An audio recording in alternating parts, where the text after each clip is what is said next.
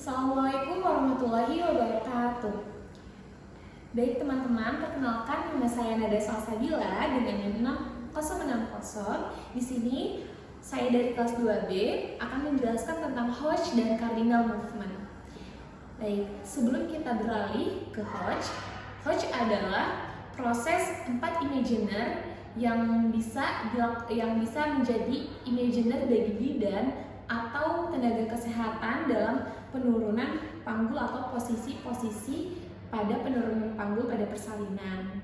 Tujuannya adalah agar kita mengetahui sudah sampai mana tahap penurunan janin dan posisi dari panggul ibu tersebut.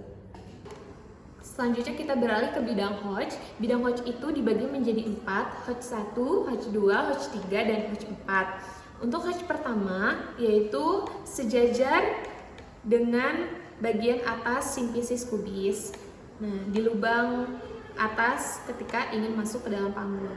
Ini adalah Hodge pertama. Selanjutnya kita beralih ke Hodge kedua. Hodge kedua sejajar dengan Hodge pertama, tetapi titik pusatnya berada di bawah simfisis pubis. Ketika sudah berada di sini, berarti itu sudah mencapai Hodge 2. Untuk selanjutnya ada Hodge 3. Hodge 3 itu sejajar dengan Hodge 1 dan Hodge 2, akan tetapi titik pusatnya itu berada di spina ischiadica atau tulang yang menonjol di bagian bawah. Selanjutnya Hodge 4. Hodge 4 itu sejajar dengan Hodge pertama, Hodge kedua, dan Hodge ketiga, tetapi titik pusatnya berada di oksigis. Jika sudah sampai sini, berarti penurunan bayi sudah di tahap Hodge 4.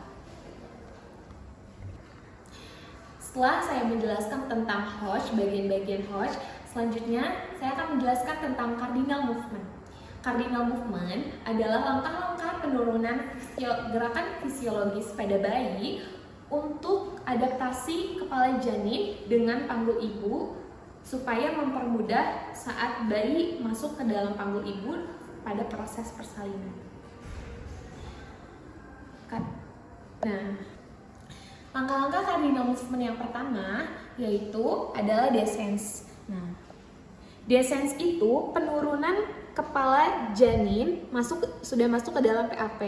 Nah, biasanya descens ini dibarengi dengan fleksi atau dahi bayi mendekat turun ke arah dada.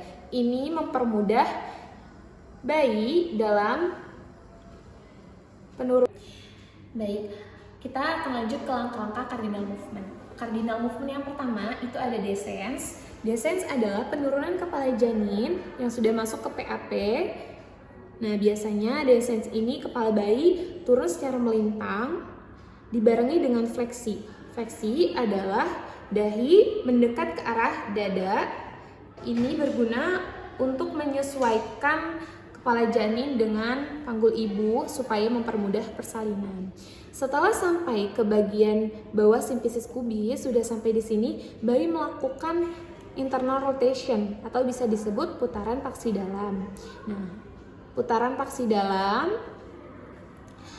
setelah melakukan putaran paksi dalam akan terjadi crowning atau kepala bayi sudah muncul di vulva ibu, sudah terlihat dan tidak ada pergerakan lagi ketika adanya his atau kontraksi yang kuat. Jadi sudah menetap. Setelah itu baru ada ekstensi. Keluar bayi janin melakukan penurunan, terjadi ekstensi atau kepala bayi mengadah. Nah, setelah seperti ini kita bisa mengelap kepala bayi, lalu di sini akan terjadi external rotation atau bisa disebut putaran paksi luar. Nah, gunanya putaran paksi luar adalah untuk mempermudah bahu janin keluar melewati jalan lahir ibu. Nah, putaran paksi luar di sini bidan bisa membantu pengeluaran bahu atas ditarik ke arah atas, lalu pengeluaran bahu yang bawah seperti ini.